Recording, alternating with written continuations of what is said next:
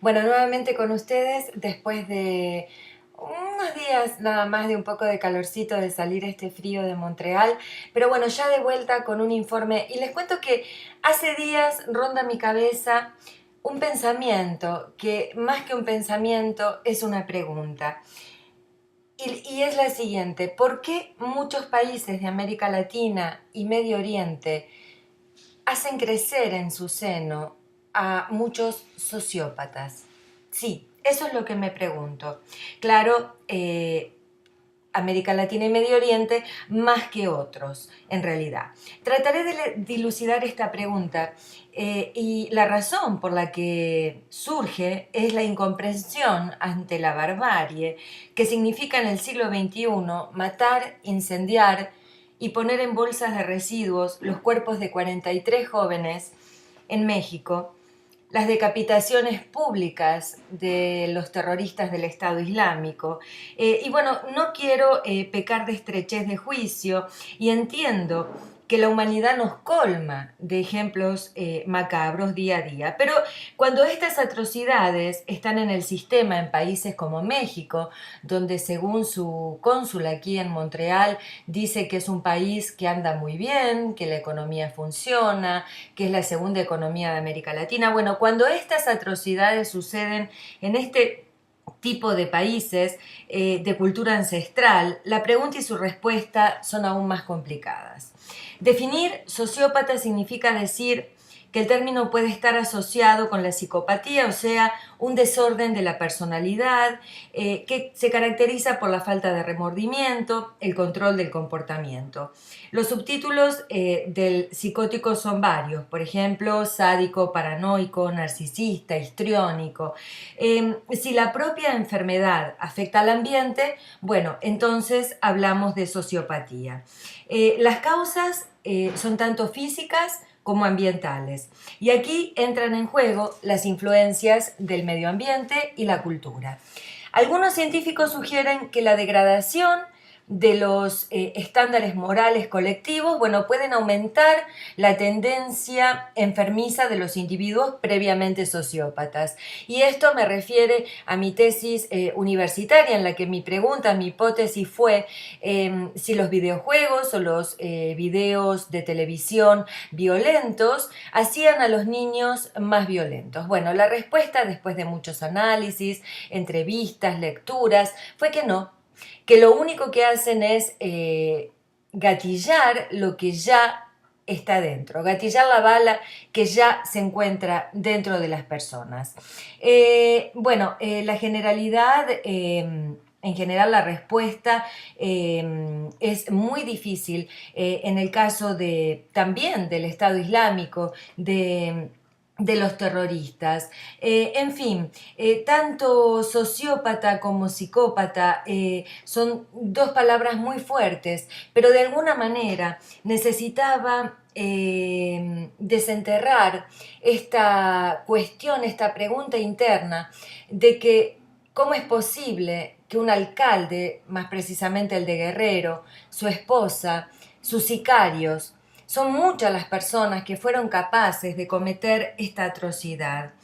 En los casos de los terroristas islámicos, bueno, podríamos encontrar un acercamiento a entender esta cuestión en el lavado de cerebro endémico desde niños. En fin, un simple y corto análisis que sirve como catarsis para tratar de disminuir el dolor de tantos padres, madres, hermanos, esposas, amigos ante lo inexplicable. Bueno, y el alma y el cuerpo muchas veces no se encuentran en igual estado de bienestar o malestar. Y en este caso me refiero a las personas que tratan de otra vez dividir aquello que es la fe y la psicología. Bueno, esto viene al caso porque en el New York Times de la semana pasada leí un artículo muy interesante en el que muchos pastores y sacerdotes también están tratando de entablar una relación entre ambos, o sea, entre la fe y la enfermedad mental, y darle a cada una la importancia que tienen. La idea que la locura era nada más que la instalación del diablo en el cuerpo se puso en la iglesia desde siglos y siglos, y sobre todo en el medioevo, terminó con la Inquisición. Y bueno, lo que se trataba era de explicar lo que no tenía explicación hasta el momento. Y esto llevó históricamente a los médicos del alma, a los sacerdotes, pastores, a no dar respuestas a las enfermedades mentales. Y hoy, gracias a todos, seres superiores y sus representantes en la tierra, en este mundo occidental las cosas están cambiando. Hay muchos encuentros entre sacerdotes y psicólogos seculares.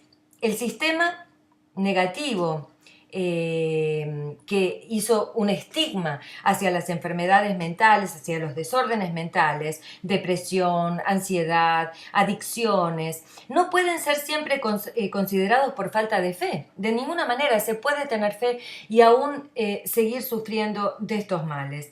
Por lo tanto, fue tan iluminador este artículo que realmente hizo en mí estallar un signo de bienestar, no, más diría yo, de esperanza, ante que ya el Papa Francisco hizo un acercamiento entre ciencia y fe. Y ahora volvemos a este acercamiento entre fe y ciencia en el caso de las enfermedades mentales.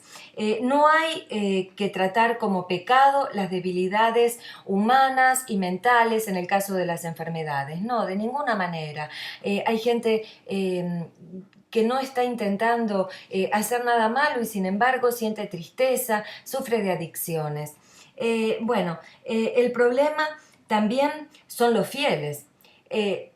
La gente acude a pastores y sacerdotes porque ellos no cobran, pero ellos no están del todo capacitados para poder tratarlos y muchas veces ellos mismos necesitan ayuda terapéutica. En fin, son muchas las cuestiones, pero por suerte desde el siglo XX, diría fines del siglo XX y principios y ahora en este siglo XXI, las cosas están cambiando, haciendo un acercamiento, como decía, entre ambos, ya que recordemos en el siglo XIX ambas teorías estaban absolutamente desencontradas. Recordemos que Freud dijo que, y voy a entrecomillar, que la creencia en Dios es un llamado neurótico y colectivo por el Padre que dentro faltaba.